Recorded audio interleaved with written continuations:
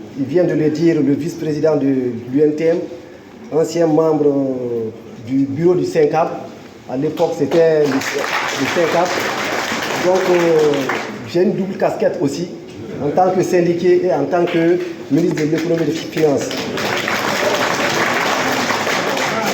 Avant tout et propos, je voudrais remercier les membres du SYNTAD pour nous avoir conviés et nous donner la présidence de ces assises. Assises qui montrent à plus d'un titre tout le professionnalisme dont le SYNTAD a fait montre pendant tout le parcours de sa vie jusqu'à aujourd'hui. Je voudrais dire dans ce sens qu'un congrès, c'est comme si on voudrait faire d'abord respecter les textes, parce que ce qui est important, on a beaucoup de syndicats, et l'un des éléments importants, c'est qu'il faut pouvoir respecter les textes. Il y a des délais. Si les délais arrivent, il faut appeler les syndiqués et il faut remettre les pendules à l'heure. Donc le fait de faire ces assises montre à quel point le SYNTAD est attaché au respect de ces textes et des textes de bonne gouvernance.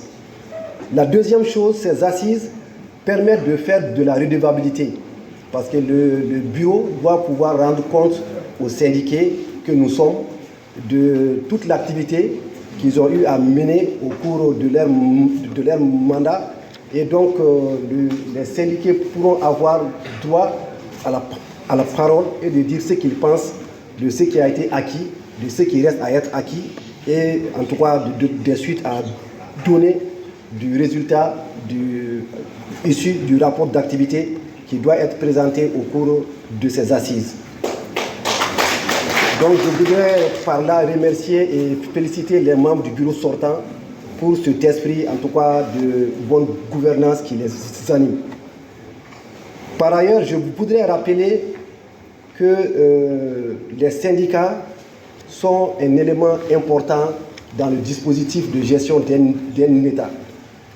Depuis octobre 2020, je me trouve au niveau du ministère de l'économie et des finances, et pendant 3 ans, nous avons eu à discuter très souvent avec les syndicats, que ce soit les 12 syndicats nationaux, que ce soit au niveau du NTM. En tout cas, c'est pour dire qu'il y a un rapport étroit et un rapport immense et dense qui s'est installé entre le ministère de l'économie et des finances, le ministère de la fonction publique et le SYNTAD pendant tout le parcours que j'ai eu à faire au niveau du ministère de l'économie et des finances. Et je voudrais ici remercier et féliciter les partenaires du SYNTAD pour leur esprit d'ouverture et leur esprit de compréhension qui ont prévalu pendant toutes les discussions que nous avons eu à faire au cours de ces dernières années. Je rappelle que les discussions n'ont pas été du tout faciles, ce n'était pas du tout évident. Vous avez des personnes comme Ousmane, comme Katlé, comme Bengali et d'autres qui sont là. Ce n'était pas du tout repos, et je saisis l'occasion pour remercier quelques membres de la commission de conciliation qui sont des anciens syndicalistes qui sont là en première ligne. Je voudrais les remercier également pour leur participation à tout cela. En tout cas, c'est pour dire que le rapport en tout cas, entre le ministère de l'économie et des finances et le SYNTAD a été de très bons rapports, et je les remercie pour cela. Et j'espère bien que le bureau qui va être issu de vos assises va aller dans le même sens. Je ne voudrais pas également terminer sans parler de 2 choses. La première chose, c'est la situation économique du pays. En tant que ministre de l'économie et des finances, on a eu à gérer des périodes extrêmement difficiles. Nous avons été sous embargo, nous avons eu, à cause de la rupture constitutionnelle, nous avons vu les bailleurs de fonds qui sont partis. Le Mali ne bénéficie plus d'appui budgétaire. Nous avons eu les crises de la Covid, les crises entre la Russie et l'Ukraine.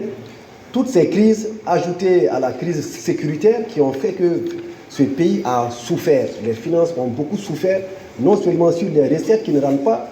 Nous ne maîtrisons pas toutes les frontières, nous ne maîtrisons pas les recettes fiscales.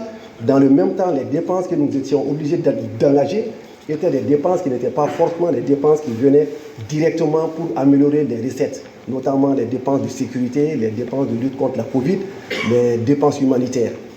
Nous avons eu pendant tout ce temps beaucoup de discussions avec les syndicats et c'est encore là le lieu de dire que les syndicats ont très souvent été compréhensifs. Ils ont bien compris que l'État veut bien faire les choses, mais la situation actuelle ne nous permettait pas d'avancer au-delà de ce qui ont été les résultats issus de nos différentes rencontres. Je voudrais donc rappeler ici aux syndicats que le gouvernement reste totalement ouvert, totalement engagé à accompagner les travailleurs, parce qu'un pays, c'est d'abord des travailleurs. Sans les travailleurs, il n'y a rien du tout. Que ce soit le public, le privé, les travailleurs, c'est le moteur de l'économie. Toute la richesse qu'on crée, c'est les hommes qui les créent. On dispose de beaucoup de capacités, on a le soleil, on a l'eau, on a les mines, etc. Mais il faut avoir les hommes, et les hommes de qualité. Et nous les avons. Donc maintenant, c'est ensemble, en nous basant sur vous, sur vos énergies, que nous comptons relever ce défi. Et voilà pourquoi on a tout fait, et avec la compréhension et la bénédiction de Dieu, nous sommes parvenus à signer ce pacte de stabilité et de croissance. Ce qui veut dire que nous allons être ensemble, main dans la main, chaque fois qu'il y a une croissance qui arrive, c'est l'effort de tout le monde, nous allons voir comment partager le fruit de cette croissance entre les travailleurs, entre le développement économique, le développement social, etc., etc. Donc ce pacte social, c'est un élément extrêmement important, comme quelqu'un l'a dit, qui trace un cadre de dialogue qui doit permettre au gouvernement et aux syndicats de se retrouver chaque fois que faire se peut, donc d'améliorer les conditions de travail, tout en sachant que tous les résultats que nous avons, c'est le résultat des travailleurs que vous êtes. Que vous soyez en remercie. Donc je voudrais à la fin demander à ce que, en tout cas, Dieu nous donne de très bonnes assises, que Dieu nous accompagne, que nous puissions en tout cas mettre toujours le dialogue au devant, comprendre que c'est le dialogue qui permet toujours d'améliorer et d'avancer, et vous demander une dernière chose, d'éviter les grèves. Les grèves paralysent tout. Évitez les grèves. Nous ne voulons plus de grève. Nous ne voulons plus de grève. Merci beaucoup.